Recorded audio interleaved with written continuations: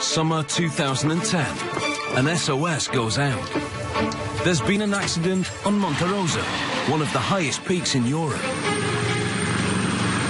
3 climbers are stranded at over 4,500 meters.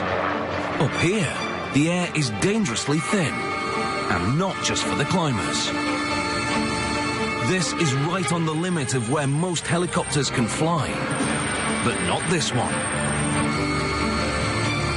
All 3 climbers are rescued in a single operation, and a helicopter that is rewriting the rulebook has proved its worth in dramatic style.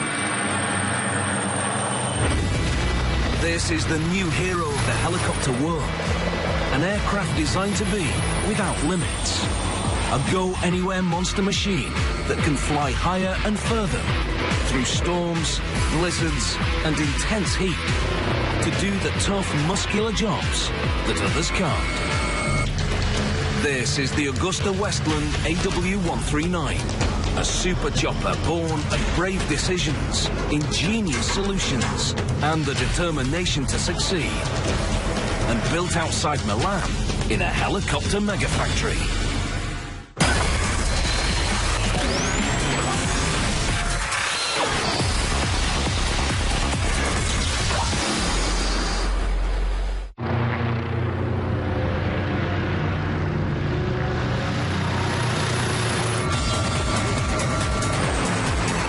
Helicopters are flying machines that almost defy physics.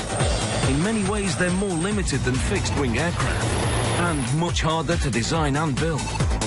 But they have some huge advantages. They can take off and land almost anywhere, and they can hover, which makes them very useful for all sorts of very tough jobs.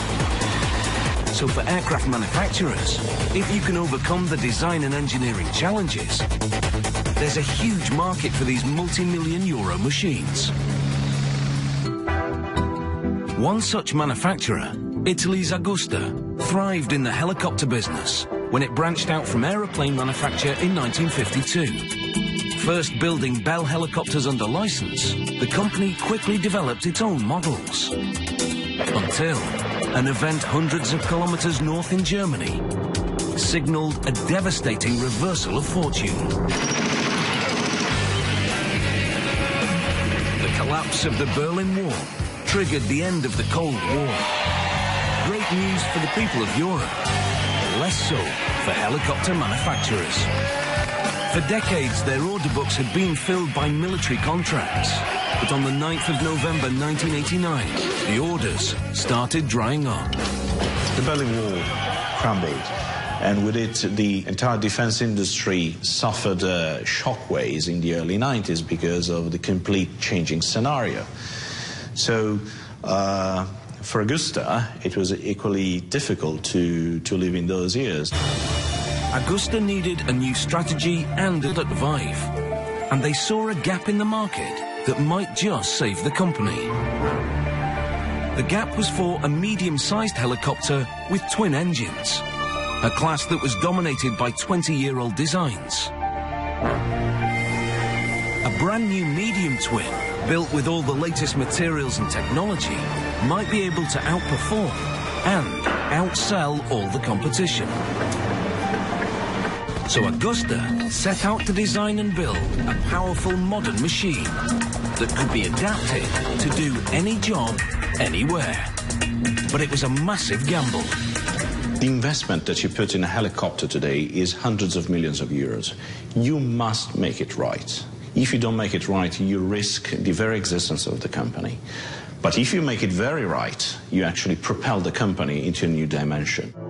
Now merged as Agusta Westland, the megafactory is based on the outskirts of Milan, with a fabrication plant in Cascina Costa.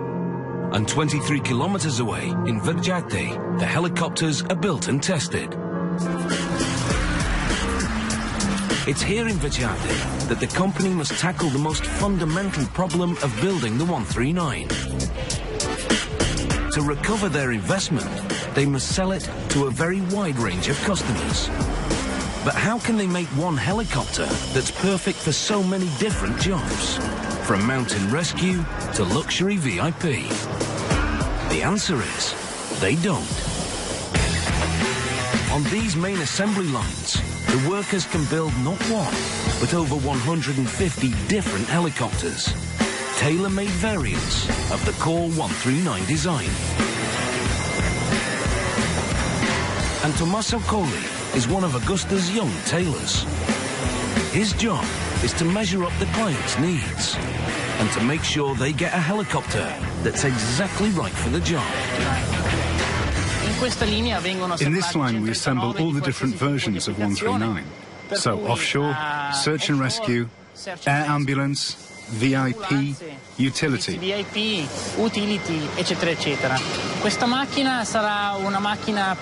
This is going to be a naval search and rescue craft, so we need to make sure it gets a winch, an infrared camera, and extra protection from the elements.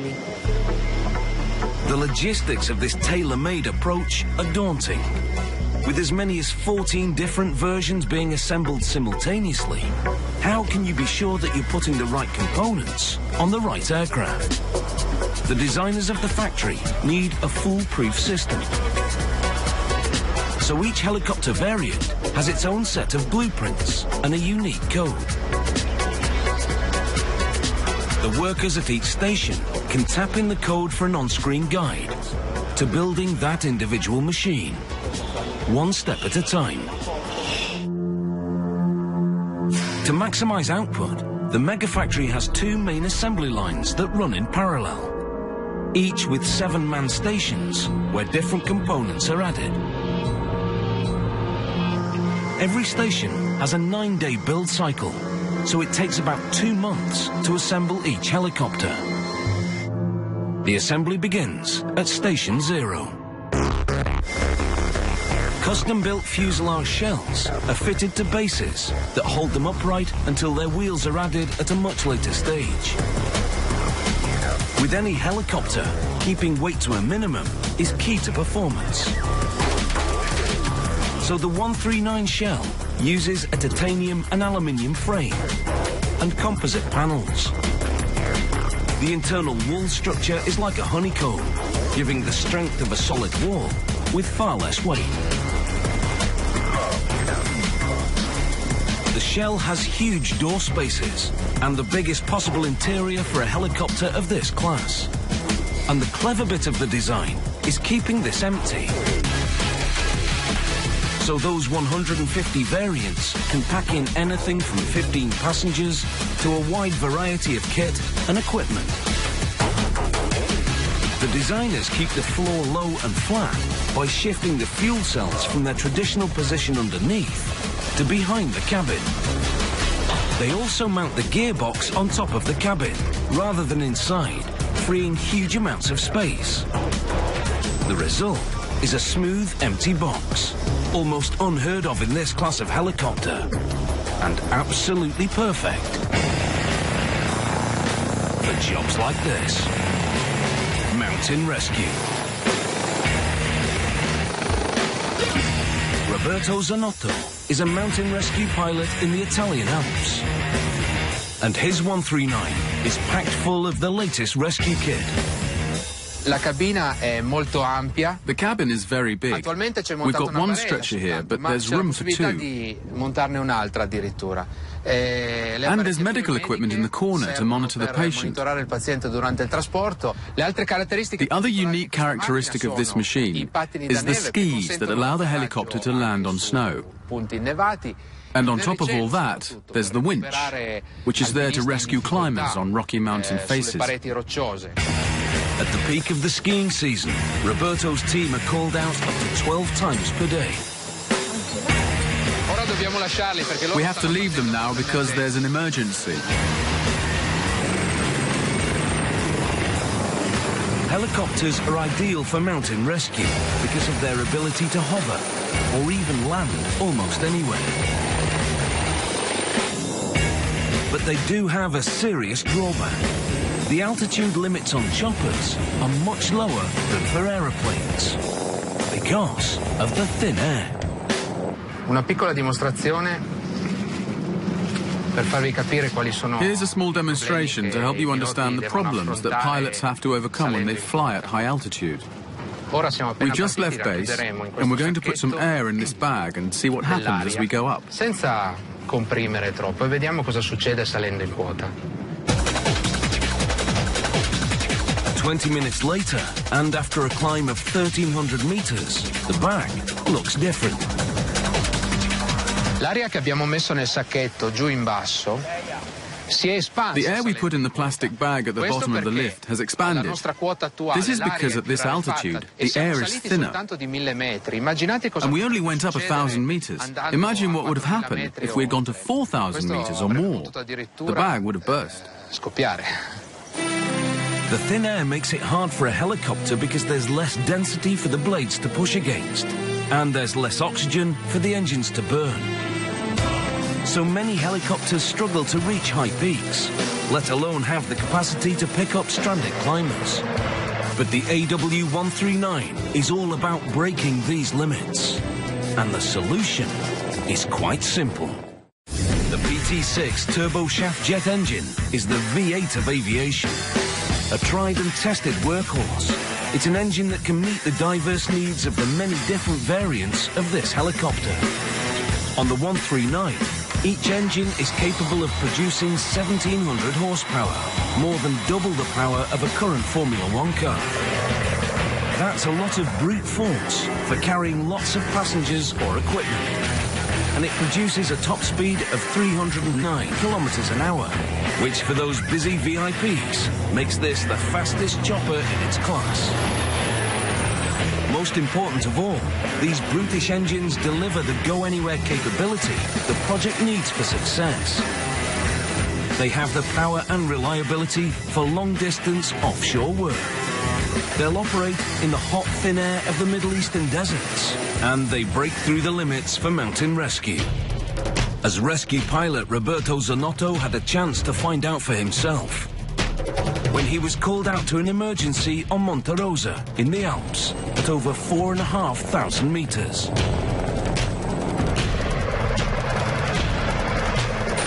On the edge of capability, the previous generation of rescue helicopters struggled to reach this height. It was time to see what the 139 could do. Ricordo che avvicinandoci al target abbiamo concordato con il I remember that as we approached the target, I agreed with the winchman that we'd pick up the first climber and drop them off at a base camp at lower altitude before going back to pick up the next one. But the rescue doesn't quite go to plan. In fact, it goes much better. Quando poi siamo arrivati sul posto e siamo riusciti a recuperare. When we got there, the helicopter still had so much power. We were able to rescue all three at the same time, in complete safety.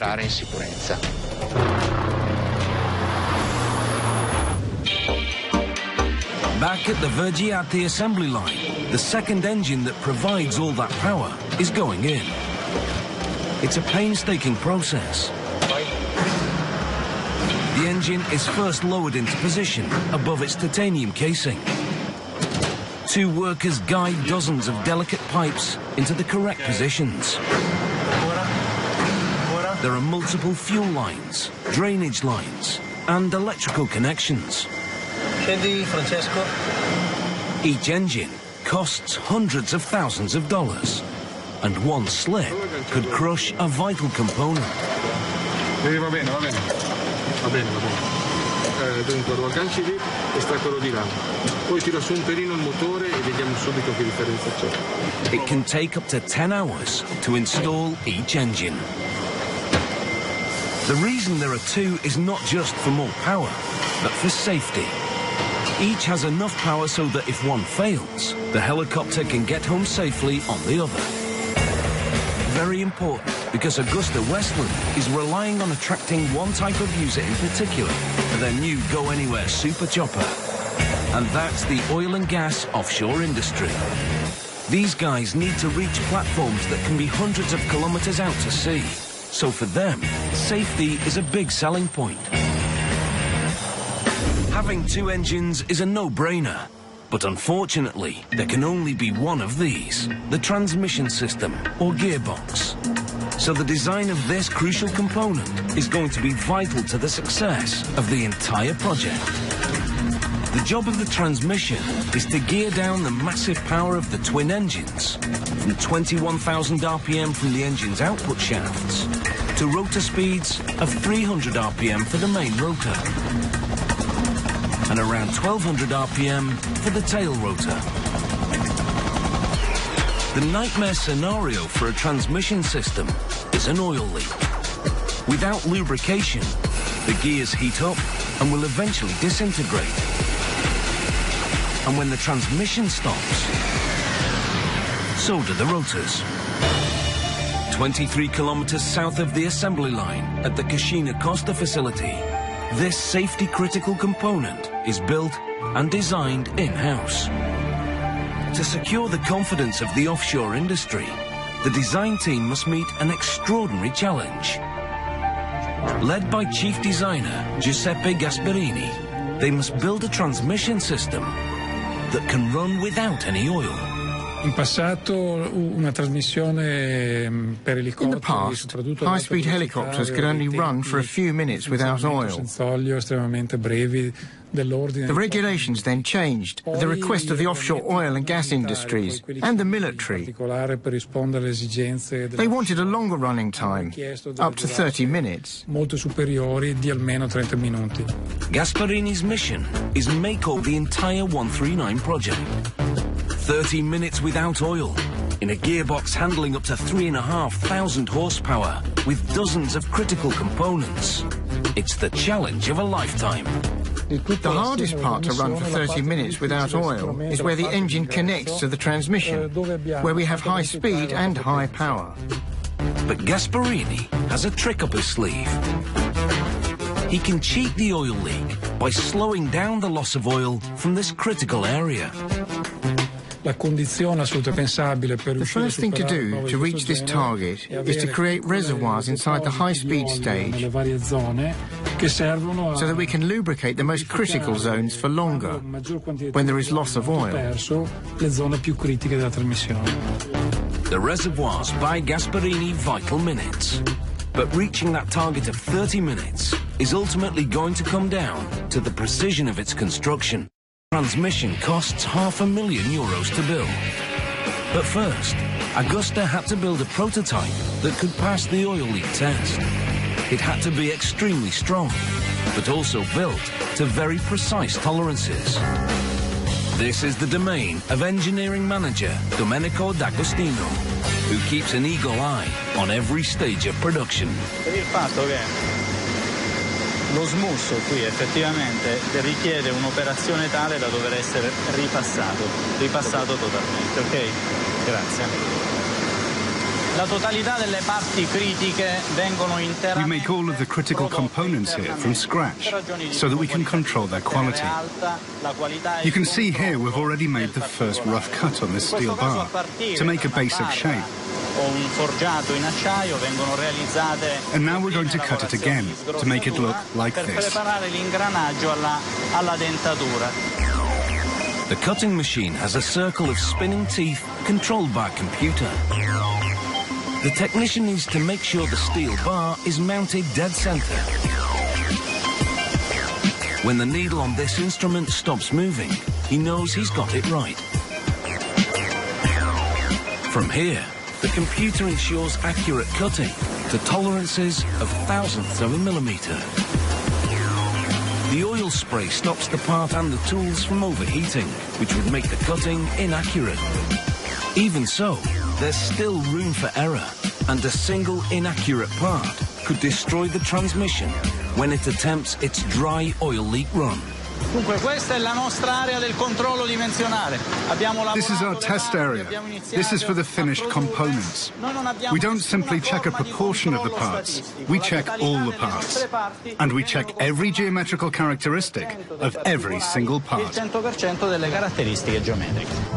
This room is sealed off from the rest of the factory to maintain a constant humidity of 50% and a temperature of exactly 20 degrees Celsius. just a degree hotter could expand the metal parts and make the measurements inaccurate. Every part must meet its strict tolerances. I'm not the best person to talk about hair, but we're talking about a thickness considerably less than that of a human hair. The surface of every tooth on every gear is checked. If the test finds a flaw, the part is rejected. And a correction signal is sent to the actual machine that cut it, so that the mistake doesn't happen again. And this device is used to find microscopic cracks in the surface of the metal. But some parts are too complex to be measured by machines and must be measured by humans. But no ordinary humans. To work in this area, you need at least 20 years' experience. And the apprentices aren't spring chickens either. We have to support the new generation. In this case, a youngster is taught by an old hand. It's not everyone's calling in life to work here. And only 1 in 5 apprentices lasts the course to this most hallowed of positions. After all this precision, the next stage seems extraordinary. Many of these precisely cut and measured components are now baptized with fire. In these furnaces, some components are baked for as long as a week, at temperatures up to 575 degrees Celsius. Vital to the mission of building an almost indestructible gearbox, this process chemically hardens the components. Once cooked, they're quenched in oil. Then moved to a freezer set to minus 95 degrees to complete the process. Hardly surprisingly, after such an ordeal, the parts must be measured again before they finally make it to the robotically operated component store to wait for installation. Assembly is slow and meticulous, taking up to 120 hours. Once all the finished parts have been checked, we proceed with the assembly operation, which is very strictly controlled. There's 1 operator and 1 supervisor who complete the job together until we get to this configuration. At this point, the transmission is ready to be tested.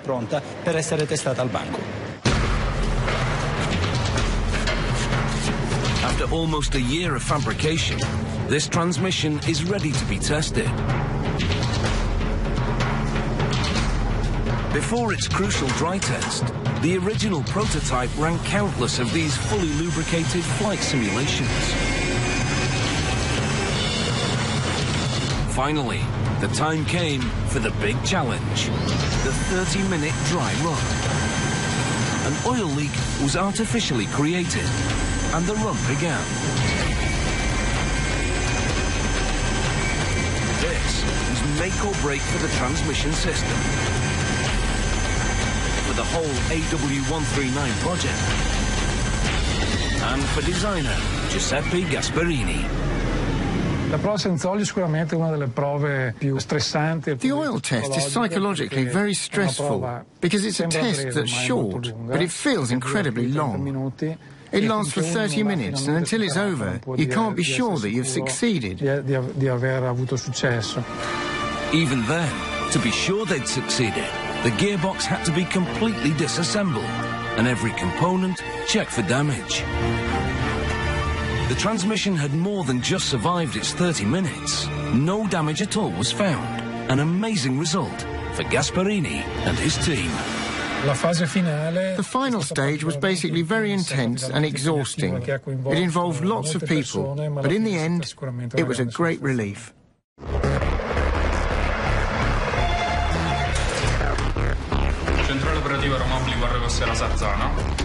Hundreds of Coast Guard rescue stations around the world rely on helicopters to save lives.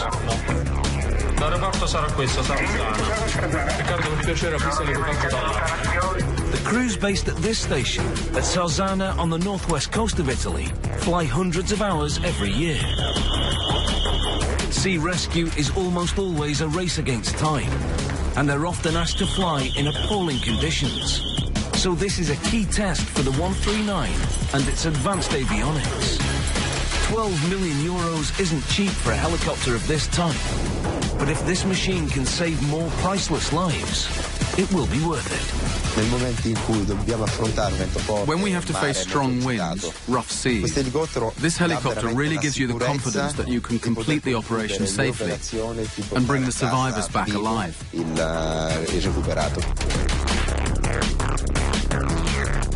First, the GPS system means that Salvatore can simply tap in the last known coordinates of his stranded sailors and fly straight there. In fact, he doesn't even have to pilot it.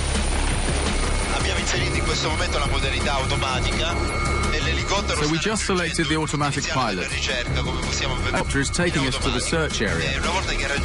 When we get there, it starts to follow the search pattern, which you can see here. While the autopilot follows a standard search pattern, the stabilizing systems keep the aircraft steady, on track, and at the ideal height, even in gale force winds. Now comes the toughest, most dangerous part of a rescue mission. Especially in bad weather and bad visibility, a chopper is at its most vulnerable in the hover. Another job for the avionics. With the old generation of helicopters, we had to use the collective, the cyclic, and the pedals to position the helicopter at 50 feet and 0 knots over the survivor. With this helicopter, it's hands-off. No pedals, no hands. You don't have to do anything else, just look at the monitor and check that it follows the instructions. It's much safer, because like a fighter plane's avionics, the 139's computer can react much faster than a human pilot to every gust of wind. The rescue team does need to take some control to drop their diver where he's needed. But Salvatore still doesn't get to fly his helicopter himself. Once we get to the survivor, the pilot hands over control of the helicopter to me. With this winch trim, I can control the helicopter to take it exactly above the person in the water.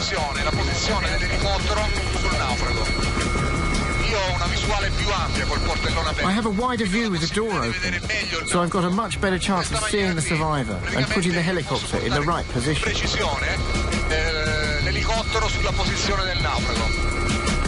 These high-cost avionics may be a bit of a luxury on a sunny day in the Mediterranean, but around the world, the 139 has been proving its worth, saving lives in extreme circumstances. In December 2010, Queensland, Australia is hit by a series of devastating flash floods. 70 towns are affected and 200,000 lives are at stake. 139s are used for multiple high-speed rescue missions. The avionics help the pilots handle constantly changing conditions. And the power and size of the 139 gives it plenty of capacity to rescue stranded victims. One helicopter saves 43 people in a single afternoon. Back at Vijate, new 139 helicopters reach the end of their main assembly line at Station 6. Here the windscreen and windows are installed, bodywork covers are added, and the hydraulic systems tested. Then it's time to cross the road to another large hangar, called the flight line, where this completed fuselage will be transformed into a flying machine. But first, it must pass the entrance exam.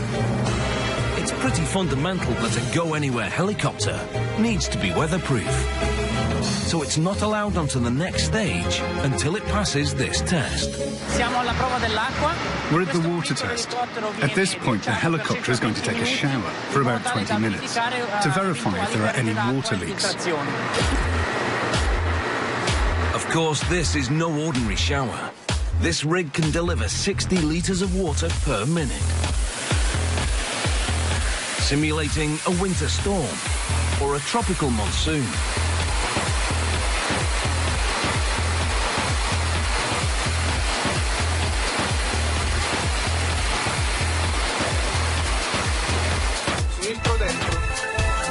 Inside the cabin, Tommaso and his team are on hand, equipped with torches and mirrors, eager to spot the slightest drip or dribble.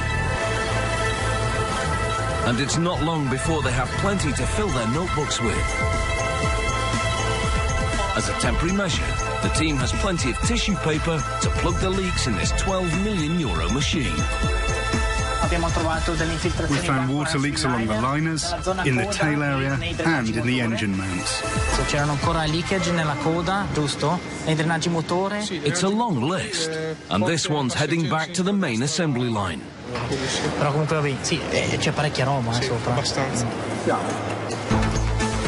When it's passed the test, admission to the flight line is gained, where the helicopter is fitted with the most fundamental component of all. One that needed a radical redesign to realize the 139's goal of being the fastest helicopter in its class. The rotor blades give helicopters their versatility, great for flying slow and hovering. They quickly hit problems when they reach high speeds. The 139's blades rotate at a near constant 300 RPM, which means in the hover, the tips of the blades are moving at around 800 kilometers per hour. But all that changes when the helicopter's moving forward. The speed of the blades increases on the advancing side of each rotation, because they're traveling the same way as the chopper. As the helicopter gets faster, the speed of the advancing tips starts to approach the sound barrier, creating turbulent pressure waves, which quickly get so bad they unbalance the whole helicopter. Breaking this helicopter speed barrier is a challenge the designer, Pierre Abdelnour, has personally taken on.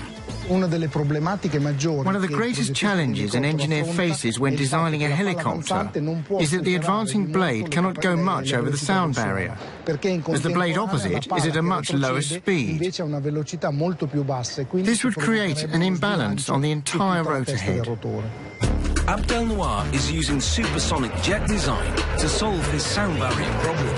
Swept back wings reduce turbulence as a jet goes supersonic. So his 139 blades will have swept back tips. This shape delays the point at which the pressure waves form as the tips approach the speed of sound, so the helicopter can travel faster before serious vibration sets in. In fact, Abdelnour's design is so good that for once the factor limiting the 139's top speed is not the blades.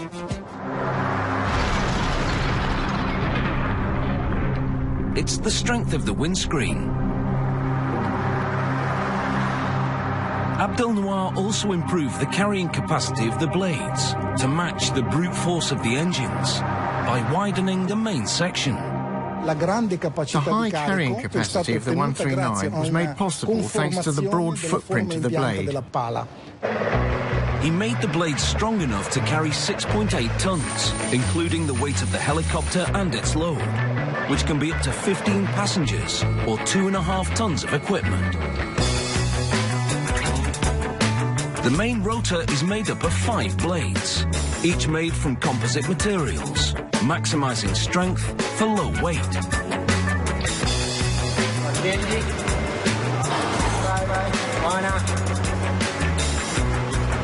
And is held in place by just 2 titanium bolts. È molto importante che siano installate correttamente, altrimenti... It is important that they're mounted correctly, otherwise there are risks of damaging the blade. And in the worst case, though it's very unlikely, we could lose a blade. And that's not a good thing for a helicopter.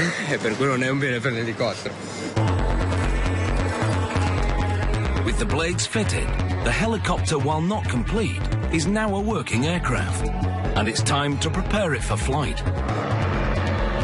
Switching on for the first time is always a tense time.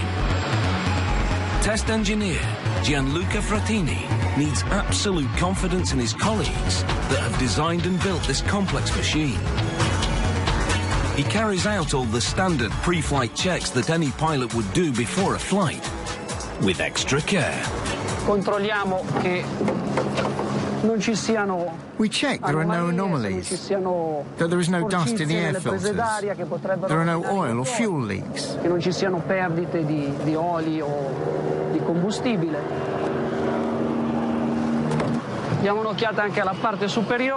Then we have a look at the top part of the helicopter. Check there's nothing wrong with the rotor. And check it's all okay. Satisfied that it's all okay, Gianluca tracks down a pilot.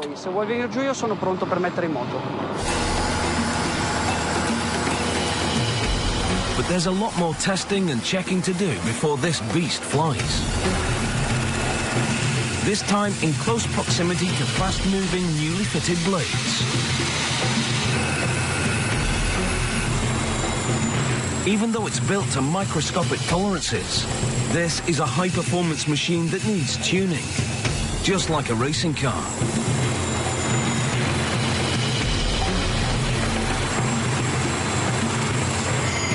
And this one needs a surprisingly low-tech tweak. The vibrations are over the limit. The rotor's out of balance. The tail blades are color-coded, and Gianluca's instruments indicate it's the red one that needs attention. It's a procedure very similar to balancing the wheel of a car. A length of wire, 3 10-gram tungsten beads, and a plastic tube is all you need. Visto che le vibrazioni del rotore di coda sono fuori dal limite, as the vibration in the tail rotor is over the acceptable limit, I need to put some weights inside the cotter. We'll then run the test again and see if it solves the problem. Siano rientrate nei valori di accettabilità.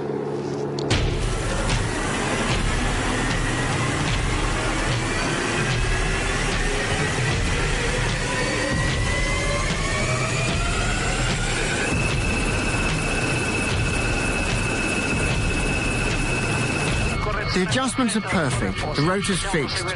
We can proceed with other tests now. Problem sorted, and this brand new 139 is approved for flight.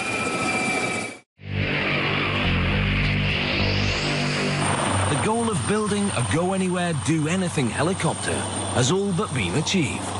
But to be a success and revive the company's fortunes, one challenge remains. The 139 must sell to a very wide range of customers. So once a helicopter has been flight tested, it goes back to the flight line to be tailored to each customer's needs. Product manager Tommaso Colli is overseeing the customization of 10 different helicopters for his clients. Alla mia destra potete vedere una macchina a destinazione VIP. To my right, you can see a helicopter that's destined to be a VIP carrier. The fuselage is instantly recognizable because it has a hinge door instead of a sliding door. Degli altri elicotteri che sostanzialmente hanno le porte scorrevoli. In this machine, you can see that we've installed an active anti-vibration. There are 3 boxes. Basically, there are blocks that are moved electronically to cancel out the natural vibration of the helicopter. This is a system that's unique to the 139, and it's much appreciated by our VIP clients. Questa trasmissione è una trasmissione appositamente studiata per le installazioni VIP. This transmission is designed just for the VIP version.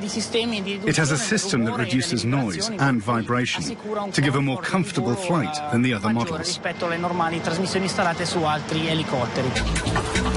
With many customization features now in place, the helicopter is effectively complete. So it's time to take it apart again for painting. La fase di verniciatura è una fase piuttosto lunga e complessa per il motivo che fondamentalmente la macchina viene. The painting period is a long one and very complex because the machine gets here and firstly gets painted with a special primer that protects the helicopter. After that, more coats are applied, depending on the design and color that the client has chosen. Di verniciatura che il cliente ha scelto, vengono applicate le mani successive di colore. Back on the flight line, the painted fuselage is reassembled and the final level of customization takes place. Mountain rescue helicopters get their skis, police choppers get cameras, and VIPs get their luxury interiors. This This particular machine is destined for a cold country, so it's been given a very special added extra. The 139 is the only machine of its kind that has a de-icing system. This system is made up of generators that produce electricity, which is sent to the blades in order to warm them up. The system is triggered automatically by sensors that check the speed of the ice formation, or the pilot can activate it manually by looking at the amount of ice building up on this ball. At the far end of the flight line is a room reserved for handshakes and champagne. This is where completed helicopters are handed over to their new owners. Today it's the turn of an offshore machine, and the clients have come a long way to pick up the keys. My whole team here flew all the way from Kuala Lumpur, Malaysia, to collect the last helicopter.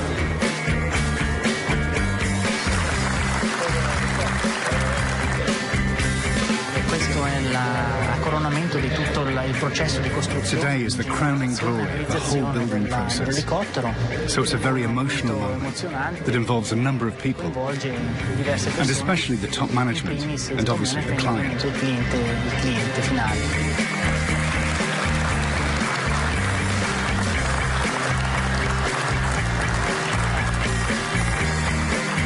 It was a €100 million gamble and an extraordinary engineering challenge, but it's paying off. So the 139 is a game changer.